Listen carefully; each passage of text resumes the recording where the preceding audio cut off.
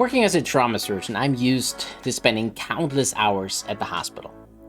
60-hour work weeks were our norm. Call men spending 30 plus hours at the hospital, at a time taking care of people after being shot, stabbed, involved in car accidents, or falling down. These people are sick and probably having one of the worst days in their lives. So, at first, I thought my fatigue and cynicism and resentfulness came from the horrors I got to witness every day. I wasn't really helping anyone. If I really did, I would be able to prevent these atrocities from happening in the first place. And I thought that was the cause of my symptoms. So I transitioned my clinical practice to doing full-time outpatient wound care. Now, there are a lot of chronic wounds in this world, and I thought I could do a lot of good with my surgical knowledge to truly help these people because, I was never trained on the intricacies of wound care in my general surgery training. So I knew there was a large knowledge gap in our medical world that I might be able to help bridge. But my fatigue and cynicism and resentfulness didn't go away. And I just had to wonder, why? Because this is not how I wanted to live. I don't want to surround myself with negativity. I have depression, and I know I need to surround myself with positivity in order to decrease my probability of flare-ups. So I dug deep into myself, and I came to realize that I was burned out. I was burned out by trying to help people who either couldn't be helped or didn't want to change their lifestyles to help themselves. I was throwing my everything at problems that either didn't want my help or I couldn't help because our system is not set up to truly help these people. Now, the symptoms of burnout are different for everyone. The triggers are different for everyone. And burnout is not a diagnosable condition at this point, but the symptoms are very much alike to depression, which I have. So very broadly speaking, burnout is generally caused by a work environment that is not aligned with your mission. A work environment that doesn't align with your purpose. Think about it. If your work environment lets you do the work you need or want to do the way you feel like is best, would you feel burned out?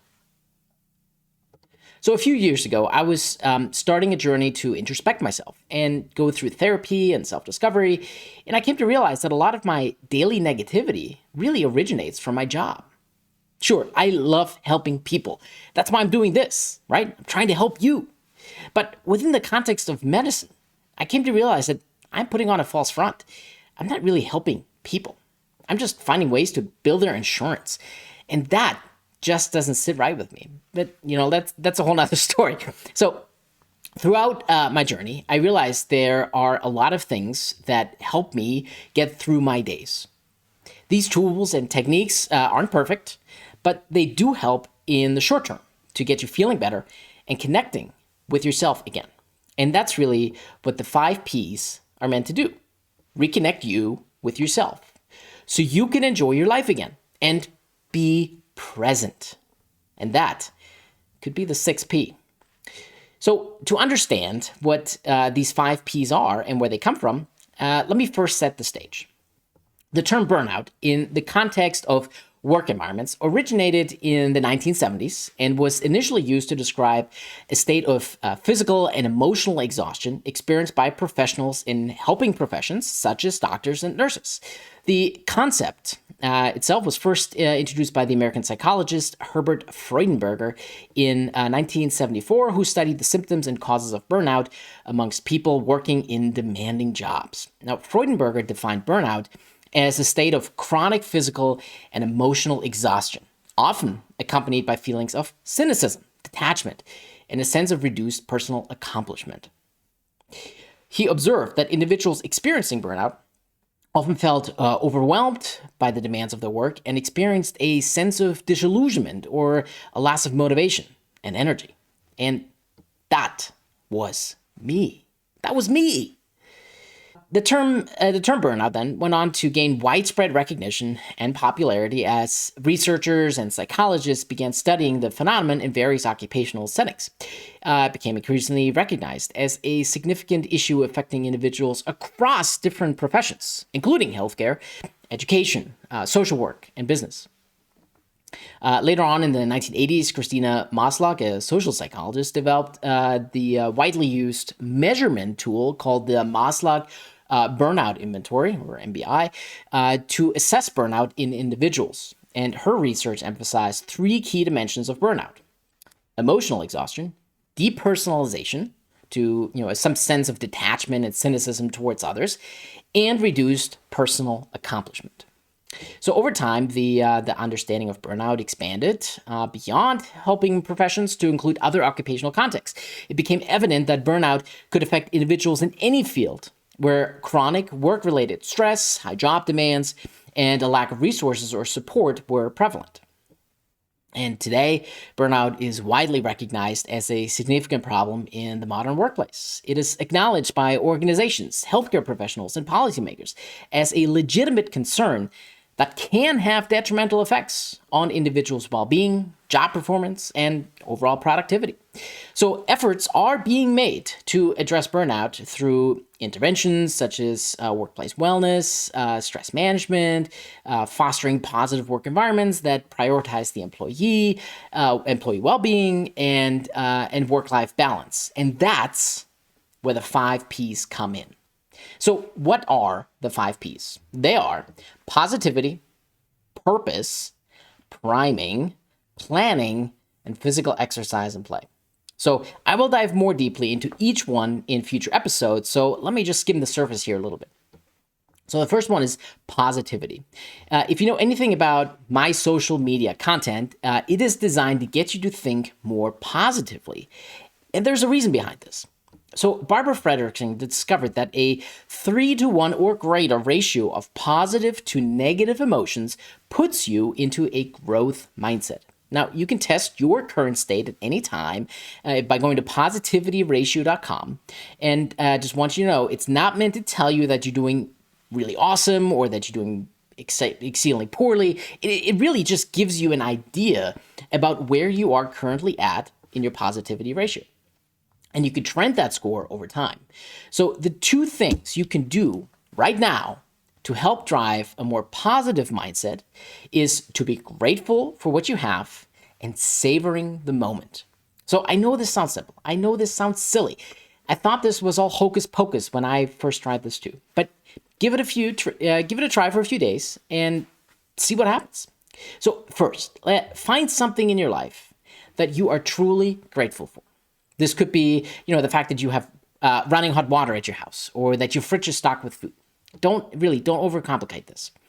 Now, take a solid minute, like 60 full seconds, to think about how grateful you are to have that one thing in your life.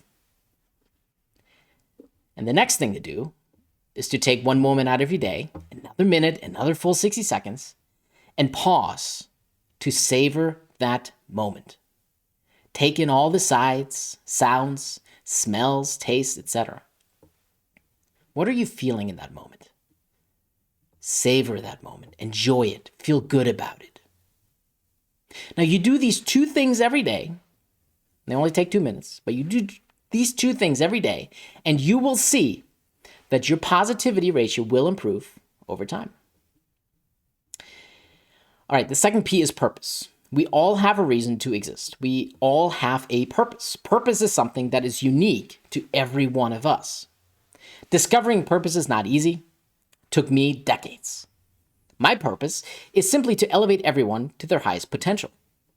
My purpose is simply to elevate everyone to their highest potential. It sounds simple, it sounds silly, but that single sentence, that purpose is my mission. It rings true in my heart, it vibrates at my frequency, it feels just right.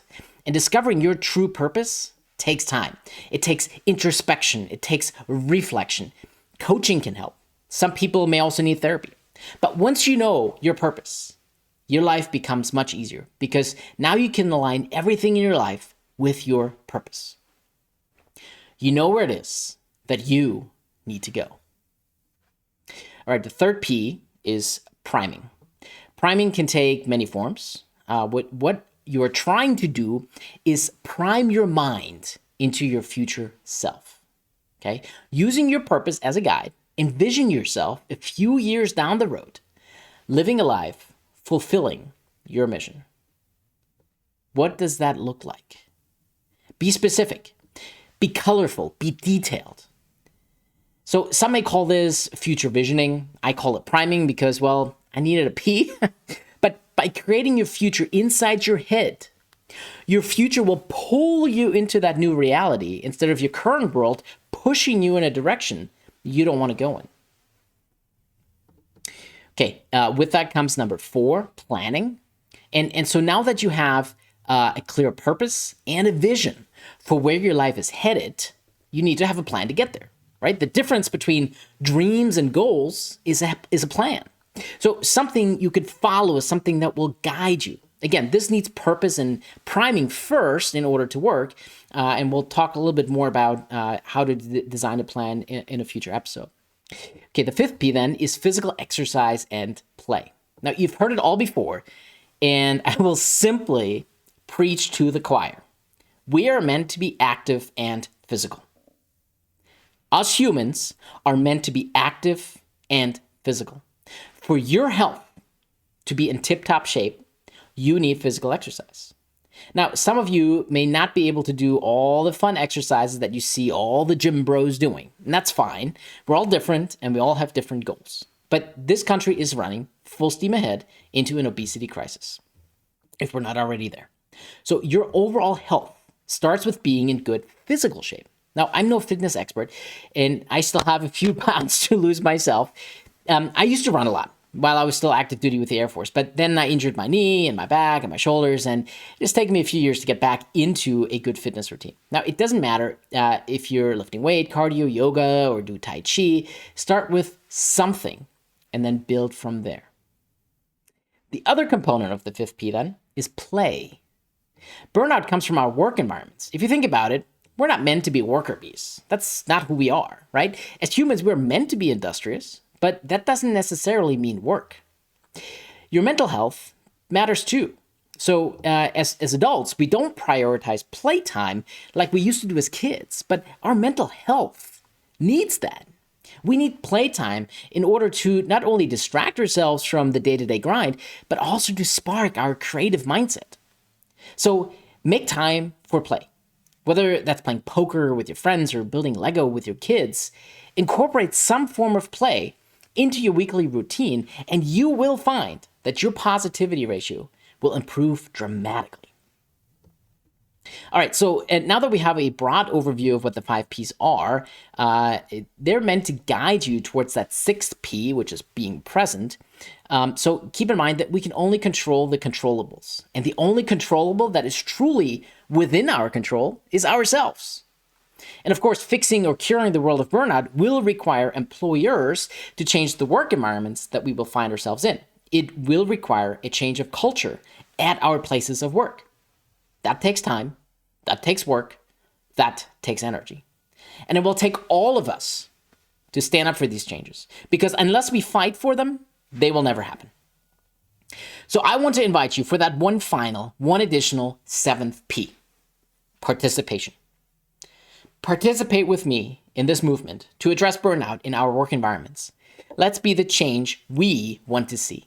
It starts with us individually, with the 5 Ps, but it ends with us as a group in that participation, right? As a community. Let me know your thoughts, and I am looking forward to continuing on this journey with you to fight burnout and elevate everyone to their highest potential in life.